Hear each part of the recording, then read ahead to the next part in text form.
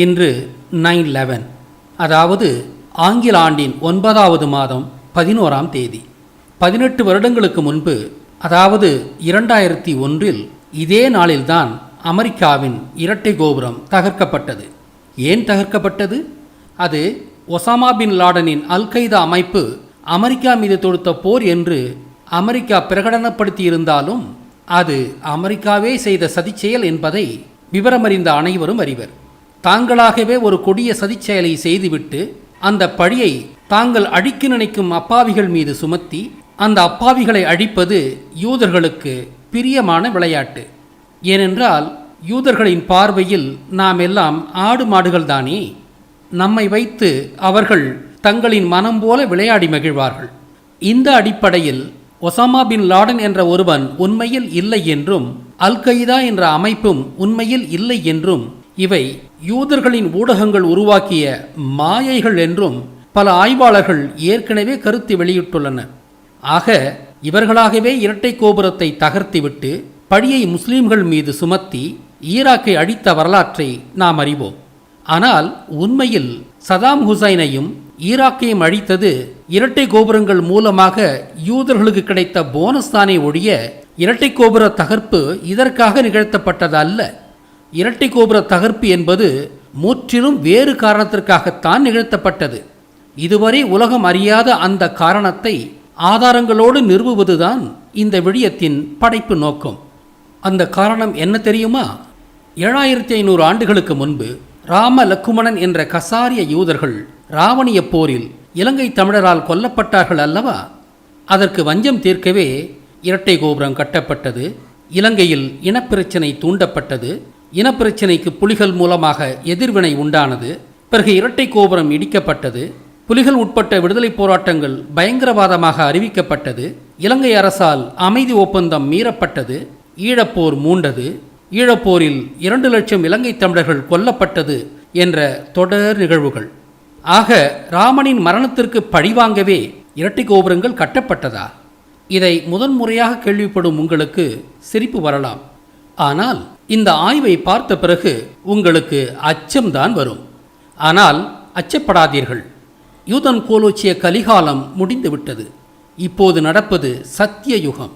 தமிழரும் உண்மையும் மீண்டெழும் காலம் இது. அதனால்தான் இந்த ஆழமான உண்மைகள் இன்று நமக்கு வெளிப்படுகின்றன. எனவே அச்சம் வேண்டாம். வாருங்கள் ஆய்வுக்குள் செல்வோம். சரியாக 1 மாதத்திற்கு முன்பாக என்னை சந்திக்க வந்த நண்பர் ஸ்ரீனிவாஸ் அவர்கள், ஐயா, நேற்று இரவு எனக்கு திடீரென்று ஒரு எண்ணம் தோன்றியது. நீங்கள் ட்வின் ஃபிஷ் என்ற இரட்டை மீன்கள் ராவணனையும் இந்திரனையும் குறித்தது என்றீர்கள் அல்லவா? ராவணன் விமானம் வைத்திருந்தார் என்ற மரபுவழி செய்தியும் உள்ளது அல்லவா? இந்த செய்திகளோடு அமெரிக்காவில் ட்வின் டவர் என்ற இரட்டை கோபுரங்கள் இருந்ததையும் அவற்றின் மீது விமானத்தை ஏவிவிட்டு அழித்ததையும் ஒப்பிட்டு பார்க்க முடியுமா? அமெரிக்க இரட்டை கோபுர தாக்குதலுக்கும் ராமாயணத்திற்கும் தொடர்பு இருக்குமா என்றார்.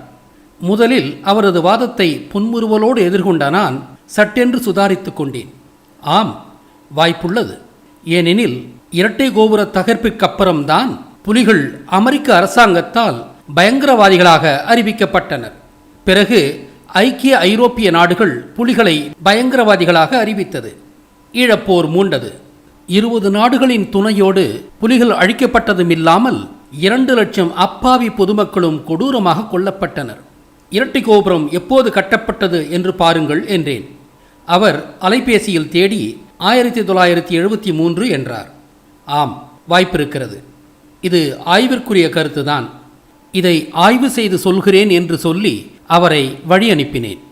இரட்டை கோபுரத்தை இஸ்லாமியர்கள் விமானம் விட்டு தகர்த்தார்கள் என்று யூதன் கதை கட்டினாலும் இரட்டை கோபுர தகர்ப்பை விட யூதனுக்கு தகர்க்கப்பட்ட 9/11, அதாவது செப்டம்பர் 11 என்ற தேதியே முக்கியமாகப்பட்டிருக்கிறது. அதனால்தான் 9/11 என்றே அதிகம் உச்சரிக்கிறான் யூதன். இன்னும் சொல்ல போனால் இந்த இரட்டை கோபுரம் 9வது மாதம் 11ஆம் தேதி இடிக்கப்படும் என்பதை அந்த கோபுரங்கள் கட்டப்படுவதற்கு 20 ஆண்டுகளுக்கு முன்பாகவே, அதாவது இலங்கை சுதந்திரம் பெற்ற தினத்திலிருந்தே அவன் திட்டம் தீட்டி இருக்கிறான் என்பது ஆய்வின் வழி தெரிகிறது. அவ்வாறெனில் இந்த 9/11 ஏதோ ரகசிய செய்தி பொதிந்துள்ளது. இந்த 11 என்ற எண்ணின் வடிவம் இரட்டை, அதாவது ட்வின் என்ற பொருளையும் உணர்த்துகிறது அல்லவா? ரோமன் எண்களில் கூட 2 என்பதை இப்படித்தானே குறிக்கின்றனர். இவையேன் இரட்டை மீன்களான ராவணனையும் அவரது மகனான இந்திரனையும் குறித்திருக்கக்கூடாது? அவ்வாறெனில் 9 பொருள் என்ன? நாம் ராம நவமி என்று கேள்விப்படுகிறோம் அல்லவா? அதாவது ராமன் பிறந்த திதி நவமி என்ற 9வது திதி. உண்மையில் ராமன் எந்த திதியில் பிறந்தான் என்பது யூதனுக்கே தெரியாது. ஆனால் சமஸ்கிருத இலக்கியங்களில்தான் அவ்வாறு குறித்திருக்கிறான்.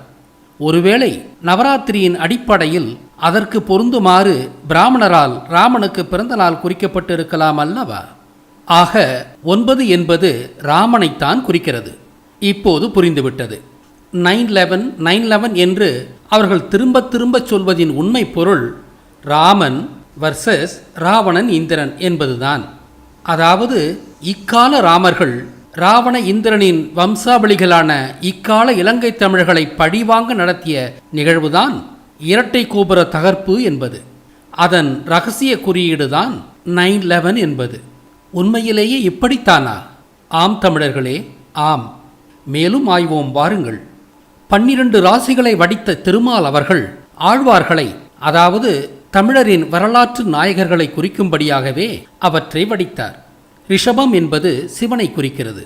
மேஷம் என்பது முருகனை குறிக்கிறது. மீனமும் கும்பமும் ராவணிய நாயகர்களை குறிக்கிறது. இரட்டை மீன்களான மீன ராசி ராவணனையும் இந்திரனையும் குறிக்கிறது. கும்பராசி கும்பகரணனை குறிக்கிறது. மகரத்தில் தொடங்கி மிதுனத்தில் முடியும் அடுத்த 8 ராசிகள் மகாபாரத நாயகர்களை குறிக்கிறது. இந்த 12 ராசிகளில் 11 ராசிகள் விண்மீன்களை கொண்டு சோடிக்கப்பட்ட பல வகை உருவங்கள். ரிஷபம் என்பது விண்மீன்களால் சோடிக்கப்பட்ட காளை. மேஷம் என்பது விண்மீன்களால் சோடிக்கப்பட்ட வல்லாடு. இவ்வாறாக இந்த 11 ராசிகள் ஒவ்வொன்றும் விண்மீன்களால் சோடிக்கப்பட்ட உருவங்கள்தான். ஆனால் மீன ராசி மட்டும் மீன்களாலேயே குறிக்கப்பட்டிருக்கின்றன. ராவணன் ஒரு விண்மீன், இந்திரன் ஒரு விண்மீன். ராவணனும் இந்திரனும் மட்டும் ஏன் மீன்களாக சித்தரிக்கப்பட்டுள்ளனர்? இதை சற்று விரிவாக பார்க்கலாம். விண் என்ற சொல் மருவித்தான் மீன் என்ற சொல் உண்டானது. விண், மின், மீன். ஆக வானத்தில் உள்ள உடுக்களுக்குத்தான் மீன் என்ற பெயர் உண்டானது. அவை வானத்தில் ஜொலிப்பது போலவே கடலில் உள்ள உயிரினம் சூரிய ஒளியின் பிரதிபலிப்பால் ஜொலிக்கின்றன அல்லவா? ஆக விண்மீன்களைப் போலவே இவை ஜொலிப்பதால் இந்த கடல்வாழ் உயிரினங்களும் மீன்கள் என்று அழைக்கப்பட்டன.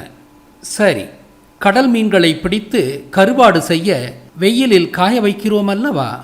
இப்போது மீன்கள் எங்குள்ளன? காயலில் உள்ளன, அதாவது காயத்தில் உள்ளன. வெயிலில் காயும் மீன்கள் ஜொலிப்பது போலவே வானத்திலும் மீன்கள் ஜொலிப்பதால் வானத்திற்கு காயம் என்ற பெயர் வந்தது. அது ஆதி அந்தம் இல்லாமல் பறந்து விரிந்துள்ளதால் ஆகாயம் என்ற பெயரை பெற்றது. பாண்டியர்களுக்கு பாண்டியர் என்ற பெயர் வந்தது அவர்கள் வண்டி வைத்து விவசாயம் செய்ததால் தான். பாண்டியர்களின் இரட்டை மீன் சின்னம் அவர்கள் மீன் பிடித்ததாலும் கடலோடியதாலும் வந்ததாக நான் முன்பு கருதினேன். துவாபர யுகம் என்ற அடிப்படையில்தான் நான் அப்படி முன்பு கருதினேன்.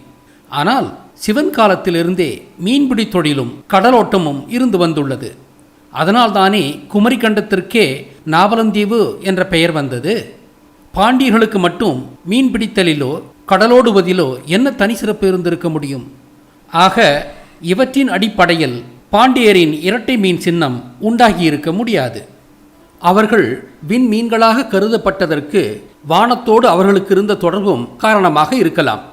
உலகில் முதலாக ராவணன் விமானத்தில் வானத்தில் பறந்தாரல்லவா?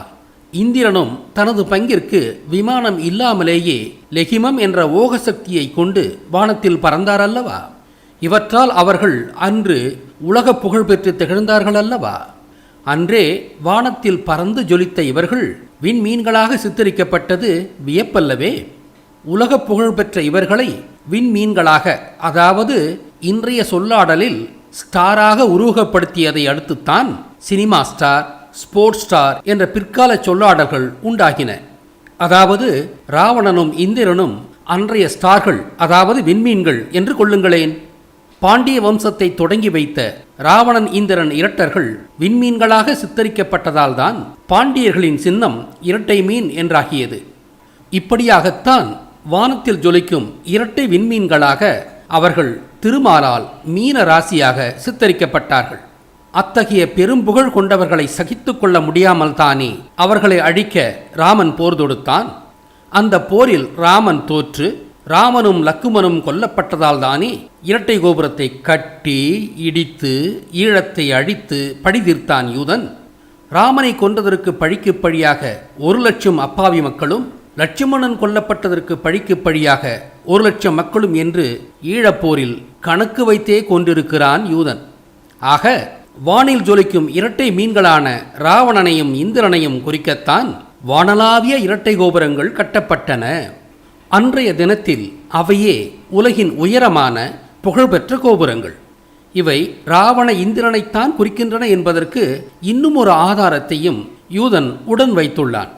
இவற்றில் முதல் கோபுரம் இரண்டாவதை விட சற்று உயரமானது, அதாவது 6 அடிகள் உயரமானது. ஆக முதலாவது ராவணனை குறிக்கிறது, இரண்டாவது இந்திரனை குறிக்கிறது. ராவணன் இந்திரனின் அப்பனல்லவா? அதை குறிக்கத்தான் அந்த சிறிய வித்தியாசம். ராவணனை குறிக்கும் முதல் கோபுரம் இந்திரனை குறிக்கும் இரண்டாம் கோபுரத்தை விட 6 அடிகள் உயரமாக கட்டப்பட்டிருந்தாலும் 2 கோபுரங்களுமே 110 தலங்கள் கொண்டவைதான் என்பது இன்னும் ஒரு வியப்பான கூடுதல் செய்தி. இதிலும் 11 என்ற எண் உள்ளதை கவனியுங்கள். ஆக இவை ராவணனையும் இந்திரனையும் குறிக்கவே கட்டப்பட்டன என்பதில் சற்றும் ஐயமில்லை. இந்த கோபுரங்களின் பெயர் உலக வர்த்தக மையம், அதாவது வேர்ல்டு ட்ரேட் சென்டர் என்பது. இந்த பெயரும் ஆதி இலங்கையை குறித்த பெயர்தான். ஆதி உலகின் வர்த்தக மையம் என்பது இலங்கைதான் என்பது தெரியுமா உங்களுக்கு? அன்று உலக வர்த்தகம் கடல் வழியாகவே பெரும் பகுதி நிகழ்ந்தது. இன்று போல் அன்று வான்வழி சரக்கு பரிவர்த்தமும் இல்லை. அதோடு ராவணன் காலத்தில் உலகமே வியந்து பார்த்த ஒரு தேசம் எதுவென்றால் அது இலங்கை மட்டும்தான். இலங்கையே உலகின் ஆன்மீக மையம், கலாசார மையம், விஞ்ஞான மையம், தொழில்நுட்ப மையம், வணிக மையம். அகில உலகமே அன்று இலங்கையோடு தான் வர்த்தகம் செய்தது. அதற்கு தகுந்தாற்போல அது கிழக்கிற்கும் மேற்கிற்கும் இடையில் மைய பகுதியில் அமைந்துள்ளது ஒரு வியப்பான நேர்ச்சி. எனவே ராவணனையும் இந்திரனையும் குறித்த இரட்டை கோபுரம் வேர்ல்டு ட்ரேட் சென்டர் என்று அழைக்கப்பட்டதின் காரணம் இப்போது புரிகிறதா? 2001 9வது மாதத்தில் 11ஆம் தேதியில், அதாவது 9/11 இரட்டை கோபுரம் இடிக்கப்பட்டதை நாம் அறிவோம்.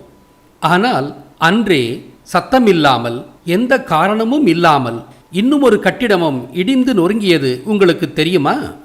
அதுதான் பில்டிங் நம்பர் 7. அது என்ன பில்டிங் நம்பர் 7?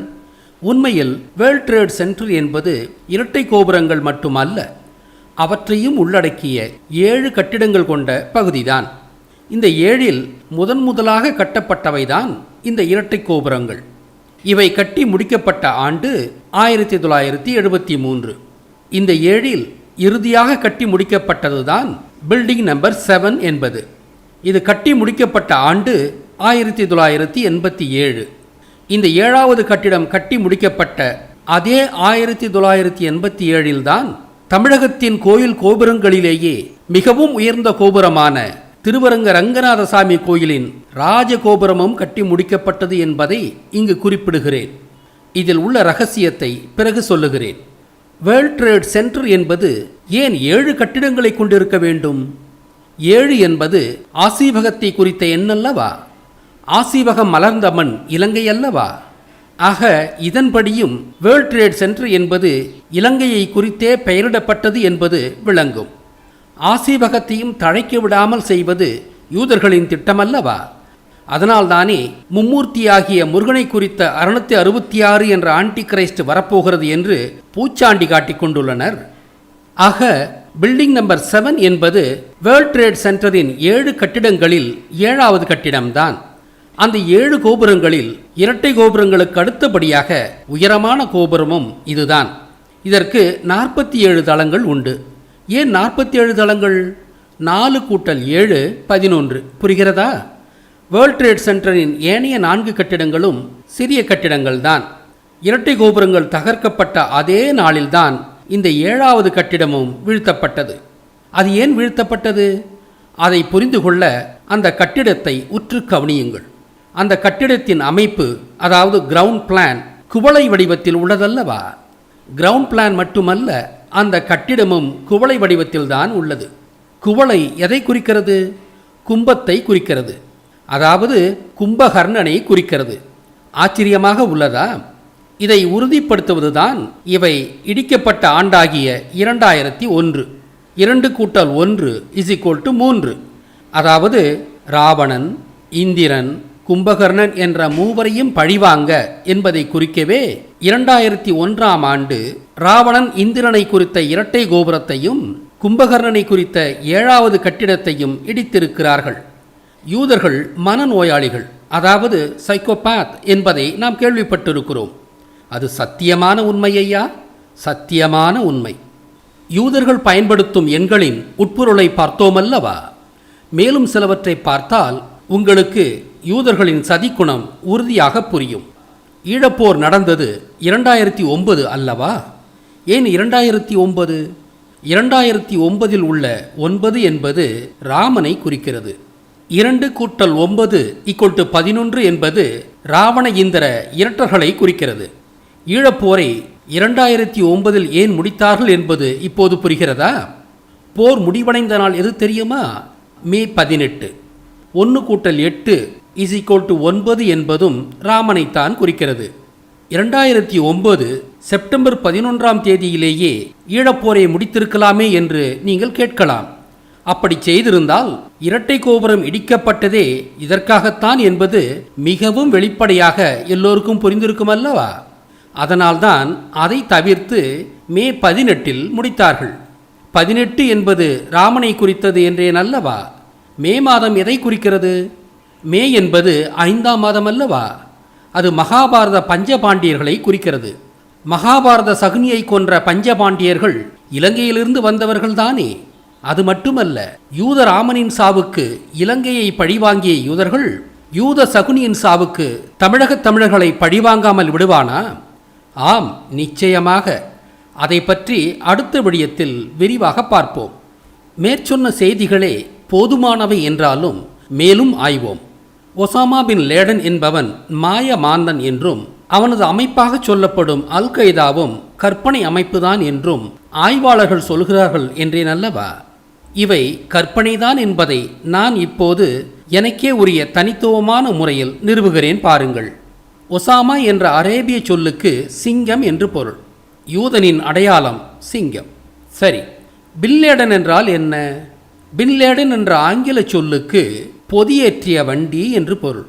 பின் என்ற சொல்லுக்கு கூடை என்பது மட்டுமல்ல, வண்டி என்ற பொருளும் உண்டு. லேடன் என்ற ஆங்கில சொல்லுக்கு லோடட் என்று பொருள். மக்களை ஏற்றிச் சென்ற விமானத்தை, அதாவது பொதியேற்றிய வண்டியை மோதித்தானே இரட்டை கோபுரத்தை தகர்த்ததாக சொல்கின்றனர்.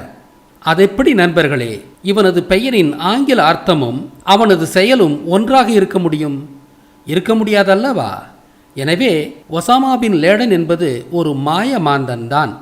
எனவே ஒசாமா பின் லேடன் என்பதற்கு பொதியேற்றிய வானூர்தியை ஓட்டிய யூத சிங்கம் என்பதுதான் உட்பொருள். ஒசாமா பின் லேடன் என்பது கற்பனை ஆள்தான் என்பதை நிறுவும் மேலதிக சான்று அவன் கொல்லப்பட்ட விதமும் புதைக்கப்பட்ட விதமும் தான். அவனை கொல்லச் சென்ற கமாண்டோ வீரர்களின் தலைக்கவசத்தில் பொருத்தப்பட்ட கேமரா பதிவுகளின் முக்கிய பகுதிகள் வெளியிடப்படவில்லை. அந்த மர்மத்திற்கு காரணம் இயம்பும் விதமாகத்தான் அவனை கடலில் புதைத்தனர். மண்ணில் புதைத்தால் DNA டெஸ்ட் செய்து விடுவார்கள் அல்லவா? குட்டு உடைந்து விடும் அல்லவா? எனவே ஒசாமா பின் லேடன் ஒரு மாய மாந்தன் தான். அதில் எள்ளளவும் ஐயமில்லை. அவன் கொல்லப்பட்ட ஆண்டும் 2011. இங்கும் 11 வருகிறது பாருங்கள். ராவண இந்திரர்களின் நினைவு யூதர்களை 7500 ஆண்டுகளாக வாட்டி வதைத்து கொண்டுள்ளது பாருங்கள். அதனால்தான் எங்கும் 11, எதிலும் 11. மாயமாந்தன் ஒசாமா கொல்லப்பட்ட மாதமும் பஞ்சபாண்டியர்களை நினைவூட்டும் 5ஆம் மாதமாகிய மே மாதம்தான். யூத சகுனியை கொன்ற தமிழர்களை பழிவாங்க துடித்து கொண்டிருக்கிறான் உலக யூதனும் இந்திய யூதனும் என்பது புரிகிறதா? இப்போது அல் கைதா பற்றி பார்ப்போம்.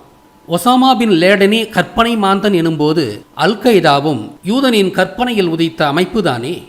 அல் கைதா என்றால் த ஃபவுண்டேஷன் என்று பொருளாம். ஒசாமா பின் லேடன் உண்மையிலேயே ஒரு முஸ்லிம் என்றே கொண்டாலும் அவன் தனது அமைப்புக்கு த ஃபவுண்டேஷன், அதாவது அடித்தளம் என்ற பெயரை வைப்பானா? முஸ்லிம்கள் இப்படி பெயர் வைப்பதற்கு லட்சத்தில் ஒரு பங்கு கூட வாய்ப்பில்லை. அதோடு ஒசாமா பின் லேடனே கற்பனை என்பதால் அல் கைதா அமைப்பும் யூதர்களின் செய்தி நிறுவனங்கள் உருவாக்கிய கற்பனை அமைப்புதான். உலக மக்களை பூச்சாண்டி காட்டி ஏமாற்ற ஒரு மாய அமைப்பு வேண்டுமல்லவா? ஆக த ஃபவுண்டேஷன் என்று பொருள்படும் அல் கைதா என்பது யூதர்களே வைத்த பெயர்தான். இந்த பெயரை அவர்கள் எங்கிருந்து பெற்றார்கள்? ஐசக் அசிமோவ் என்ற யூத கதாசிரியன் இந்த அகிலாண்டத்தின் கிரகங்களில் எதிர்காலத்தில் குடிபெயரும் மனிதர்களுக்கிடையே ஏற்பட இருக்கும் போட்டா போட்டிகளையும், ஸ்பேஸ் வார்ஸ் அல்லது ஸ்டார் வார் எனப்படும் வான் சண்டைகளையும், எதிர்காலத்தில் உருவாக இருக்கும் ரோபாட்டுகளை பற்றியும், ரோபாட்டுகளுக்கும் மனிதனுக்கும் ஏற்பட இருக்கும் போட்டா போட்டிகளை பற்றியும் பல விஞ்ஞான கற்பனை புதினங்களை, அதாவது சயின்ஸ் ஃபிக்ஷன் நாவல்ஸ் எழுதியவன். அவை த ஃபவுண்டேஷன் சீரீஸ் என்று இங்கு காட்டப்படும் பல தலைப்புகளில் வந்தன. அதில் த ஃபவுண்டேஷன் அண்ட் எம்பையர் என்ற புதினமும் அடங்கும். இங்கே எம்பையர் என்பதின் உட்பொருள் ஜீவிஷ் எம்பையர் என்றுதான் இருந்திருக்க வேண்டும். இதை உறுதி செய்யும் விதமாக பெர்னார்ட் ஹென்றி லெவ்வி என்ற பிரெஞ்சு யூதன் த எம்பையர் அண்ட் த 5 கிங்ஸ் என்ற நூலை எழுதினான். இங்கு எம்பையர் என்பது அமெரிக்காவை குறித்தாலும் உண்மையில் அமெரிக்காவை ஆளும் யூதர்களையே அது குறிக்கிறது. இவன் அமெரிக்காவின் மெத்தன போக்கை கண்டிக்கிறான். உலக மக்களின் சுதந்திரத்தை காக்க அமெரிக்கா தனது சட்டாம்பிள்ளை வேலையை தொடர்ந்து செய்ய வேண்டுமா? கேட்டீர்களா? இவன் த 5 கிங்ஸ் என்று சொல்லுவது Saudi Arabia, Iran, Iraq, Russia மற்றும் சீனா என்றாலும் இவை உண்மையில் பஞ்சபாண்டியரைத்தான் குறிக்கிறது என்பது வெளிப்படை. ஏனெனில் இந்த 5 நாடுகளில் சவுதி அரேபியாவில் மட்டும்தான் மன்னராட்சி இப்போது நடக்கிறது. மற்றவற்றில் சனநாயகமும் கம்யூனிஸ்ட் ஆட்சியும் தான் நடக்கின்றன. அப்படி இருக்கும்போது இவன் the empire and the 5 nations என்றோ the empire and the 5 countries என்றோ தானே தலைப்பிட்டிருக்க வேண்டும். மாறாக the empire and the 5 kings என்று ஏன் பெயரிட்டான்? இவன் பங்களாதேஷின் விடுதலைக்காக வேலை செய்தவன். அங்கேயே பல காலம் வாழ்ந்தவன். பங்களாதேஷை உருவாக்கியது இந்திரா காந்தி என்று எண்ணாதீர்கள். எல்லாமே யூதன் சித்தம், எல்லாம் கடவுள் சித்தம் என்று இனி சொல்லாதீர்கள். எல்லாம் யூதன் சித்தம் என்பதுதான் சரியான சொல்லாடல். பங்களாதேஷில் இவன் இருந்தான் என்றால் இந்திய பிராமணரோடு நெருங்கிய தொடர்பில் இருந்தவன் என்று பொருள். அதன் விளைவுதான் த எம்பையர் அண்ட் த 5 கிங்ஸ் என்ற நூல். எனவே இவன் மறைமுகமாக குறிப்பிடும் த 5 கிங்ஸ் என்பது பஞ்சபாண்டியரே தான். மகாபாரத போரில் கிருஷ்ணனின் வெற்றியை கொண்டாடும் ஜல்லிக்கட்டை அழித்தொழிக்க உலக யூதர்களும் இந்திய பிராமணர்களும் ஏன் பாடுபட்டார்கள் என்று இப்போது புரிகிறதா? இவற்றை விரிவாக அடுத்த விடயத்தில் பார்க்கலாம். எனவே ஐசக் அசிமோவ் என்ற யூதனின் த ஃபவுண்டேஷன் அண்ட் எம்பையர் என்ற தலைப்பு ஜீவிஷ் எம்பையரைத்தான் குறிக்கிறது என்பது உட்பொருள். உலகின் ஒப்பற்ற ஸ்டாராக விளங்கிய ராவணன் உலகின் முதல் விமானம் வைத்திருந்தார் என்ற உண்மையை ஜீரணிக்க முடியாத யூதர்கள் அதற்கு பதிலடியாக விமானத்தை கொண்டே வான் வழியாக ராவண இந்திரனை குறித்த இரட்டை கோபுரத்தை இடித்து நொறுக்கியது ஸ்டார்வார் தானே. ஆனால் ஸ்டார்வார்களை பற்றி சொன்னது யூதனாகிய ஐசக் அசிமோவின் த ஃபவுண்டேஷன் என்ற தலைப்பில் வந்த புதினங்கள் தானே. அதனால்தான் இரட்டை கோபுரத்தை இடித்ததாக சொல்லப்படும் கற்பனை அமைப்பை யூதர்கள் த ஃபவுண்டேஷன் என்ற பொருள் கொண்ட அல் கைதா என்ற அரேபிய பெயரால் அழைத்தனர். இப்போது புரிகிறதா? எல்லாமே யூத விளையாட்டுகள்தான். ஆக ராவணன் இந்திரனை குறிக்கவே இரட்டை கோபுரத்தை கட்டினர். கும்பகர்ணனை குறிக்கவே 7வது கட்டிடத்தை கட்டினர். இந்த 3ம் தான் 2001 தகர்க்கப்பட்டன. கும்பகர்ணனை குறிக்கவே அந்த 7வது கட்டிடத்தை குவளை வடிவில், அதாவது கும்ப வடிவில் கட்டினர் என்றேனல்லவா? இந்த 7வது கோபுரம் கட்டப்பட்டது 1987 என்றும் அதே ஆண்டில்தான் திருச்சி திருவரங்க ராஜகோபுரமும் கட்டப்பட்டது என்றேனல்லவா? பொதுவாகவே கருவறை கோபுரங்கள் கும்ப வடிவில்தான் கட்டப்படுகின்றன. குவளை வடிவில் கட்டப்பட்ட 7வது கோபுரமும் திருச்சி திருவரங்க ராஜகோபுரமும் ஒரே ஆண்டில் கட்டி முடிக்கப்பட்டதும் கோபுரத்திற்கும் கும்பத்திற்கும் உள்ள பொதுவான தொடர்பும் இந்த 7வது கட்டிடம் கும்பகர்ணனைத்தான் குறித்தது என்பது வெளிப்படை. இங்கே நான் ஏன் திருச்சி திருவரங்க ராஜகோபுரத்தை பற்றி பேசுகிறேன்? இன்று 50 வயதை கடந்த தமிழர்களுக்கு ஒரு முக்கியமான வரலாற்று செய்தி தெரிந்திருக்கும்.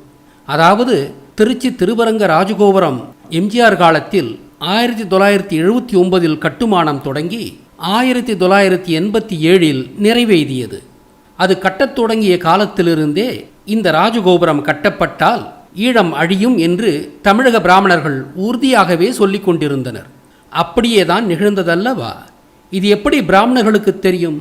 ஏனென்றால் ஈழத்தை திட்டம் போட்டு அழித்ததே இவர்களும் உலக யூதர்களும் சேர்ந்துதானே. இவர்களின்றி ஒரு அணுவும் அசையாதல்லவா? எல்லாம் யூதன் சித்தம்.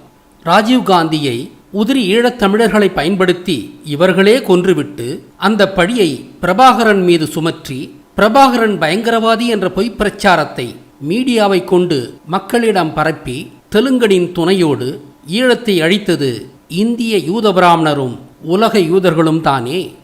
அதனால்தான் தமிழ்நாட்டு யூத பிராமணன் ராஜகோபுரம் எழுந்தால் ஈழம் அழியும் என்று திட்டவட்டமாகச் சொன்னான். எல்லாம் கடவுள் சித்தம். சேச்சே, இல்லை இல்லை, எல்லாம் யூதன் சித்தம். ஆக தமிழர்களே, வேர்ல்ட் ட்ரேட் சென்டரின் கட்டிடங்கள் கட்டப்பட்டதே ராமனை கொன்ற இலங்கை தமிழர்களை பழிவாங்கத்தான். அதை கட்ட 1960 திட்டம் வகுத்தவன் ராக்ஃபெல்லர் என்ற யூத இல்லுமினாட்டி தான். முதல் 2 கோபுரங்களான இரட்டை கோபுரங்கள் கட்டத் தொடங்கிய ஆண்டு 1968. 2 கோபுரங்களும் கட்டி முடிக்கப்பட்ட ஆண்டு 1973. கடைசி கோபுரமான குவளை வடிவ 7வது கோபுரம் கட்டி முடித்த ஆண்டு 1987. அதே ஆண்டில்தான் ஈழத்தின் அழிவை முன் சொன்ன திருச்சி ராஜகோபுரமும் கட்டி முடிக்கப்பட்டது. வேர்ல்ட் ட்ரேட் சென்டர் இடிக்கப்பட்ட ஆண்டு 2001. ஈழப்போர் முடிந்தது 2009. கொல்லப்பட்ட அப்பாவி மக்கள் 2 லட்சம் பேர். ராமனுக்கு 1 லட்சம், லட்சுமணனுக்கு 1 லட்சம். இரட்டை கோபுரத்தை அமெரிக்காக்காரன்தான் இடித்தான் என்பதற்கு ஆதாரம் அவை கட்டப்படுவதற்கு முன்பிருந்தே அவை 9/11 இடிக்கப்படும் என்பதையும் விமானங்கள் மூலம் தகர்க்கப்படும் என்பதையும் கார்ட்டூன் சீரியல்கள் மூலமாகவும் காமிக் புத்தகங்கள் மூலமாகவும் சினிமா மூலமாகவும் யூதர்கள் மறைமுக அறிவிப்பு செய்து கொண்டே இருந்தனர். அவற்றை ஒவ்வொன்றையும் விவரிக்க நேரமில்லையாதலால் அவை குறித்த படங்களை மட்டும் ஒரு தொகுப்பாக இந்த விடயத்தை தொடர்ந்து வெளியிடப்படும் அடுத்த விடயத்தில் காண்பிக்கின்றேன். இந்த விடயத்தை முடிக்கும் முன்பாக ஒரு விளக்கம். இரட்டை கோபுரங்களை விமானங்களால் இடிக்க இயலாது என்பதும் குண்டுகள் வைத்துத்தான் தகர்த்தார்கள் என்பதும் உண்மை. உண்மையிலேயே விமானங்களும் ஈடுபட்டனவா அல்லது விமானங்களை கம்ப்யூட்டர் கிராபிக்ஸ் மூலம் தொலைக்காட்சியில் காண்பித்தார்களா என்பது இன்றும் விவாதப் பொருளாகத்தான் உள்ளது. ஆனால் யூதர்கள் உலகிற்கு காண்பித்தது விமானம் இடித்துத்தான் இரட்டை கோபுரங்கள் சரிந்தன என்ற செய்திதான். அதாவது த ஃபவுண்டேஷன் நிகழ்த்திய ஸ்டார் வார், அதுதான் இங்கு முக்கியம். அடுத்ததாக இந்த ஆய்வு தொடங்கியது 1 மாதத்திற்கு முன்புதான். 9/11 அருகில்தான் இருக்கிறோம் என்பதை அப்போது நான் உணரவில்லை. 3 தினங்களுக்கு முன்புதான் அதை நான் உணர்ந்தேன். அதன் பிறகுதான் இந்த விடயத்தை 9/11 கட்டாயம் வெளியிட வேண்டும் என்று விரைந்து பணியாற்றினேன். எந்தெந்த காலத்தில் எது எது வெளிப்பட வேண்டுமோ அவை அவ்வக்காலங்களில் வெளிப்படுகின்றன. என்னை இந்த பிரபஞ்ச சக்திகள் தான் இயக்குகின்றன. அதனால்தான் இந்த அதிசயமான உண்மைகள் வெளிப்படுகின்றன. அதனால்தான் யூதர்களின் வீழ்ச்சி காலம் தொடங்கிவிட்டது என்கின்றேன். பொய்யை கொண்டுதான் யூதன் இதுநாள் வரை ஜெயித்து கொண்டிருந்தான். இப்போது வெளிப்படும் இந்த உண்மைகள் யூதனின் வீழ்ச்சியை முன்னறிவிக்கின்றன. இந்த உலகை தீய சக்திகளிடமிருந்து காக்க தமிழையும் தமிழரையும் தமிழரின் நிலப்பகுதியையும் காக்க நாம் உறுதி பூண வேண்டும், திட்டமிட வேண்டும், செயல்பட வேண்டும். இந்த விடயம் செய்ய பிள்ளையார் சுழி போட்டு கொடுத்த ஸ்ரீனிவாஸ் அவர்களுக்கு மனமார்ந்த நன்றி. அவரது சிந்தனை அபாரம். இந்த கட்டுரையை நான் எழுதி முடித்த நாள் 9/9/2019. வியப்புதானே? எல்லாம் அந்த ராமனின் சித்தம். விடியம் முடிக்கும் தருவாயில் எனக்கு கிடைத்த இன்னும் ஒரு சான்று இது. முன்பெல்லாம் கும்பத்தை மண்கலத்தில்தான் செய்வார்கள். அதிலிருந்துதான் மங்களம் என்ற சொல் வந்தது. மண் ப்ளஸ் கலம், மண்கலம், மங்களம். இந்த 7வது கட்டிடம் மட்டும் மண்கலத்தின் வண்ணத்தில் வண்ணம் தீட்டப்பட்டுள்ளது பார்த்தீர்களா? இரட்டை கோபுரங்கள் விண்ணை குறித்த நீல வண்ணத்திலும், கும்பத்தை குறித்த இந்த கோபுரம் மட்டும் மண்கல வண்ணத்தில் மிகச் சரியாகவே வண்ணம் தீட்டியுள்ளனர் பாருங்கள். முடிவாக ஒரு கொசுறு.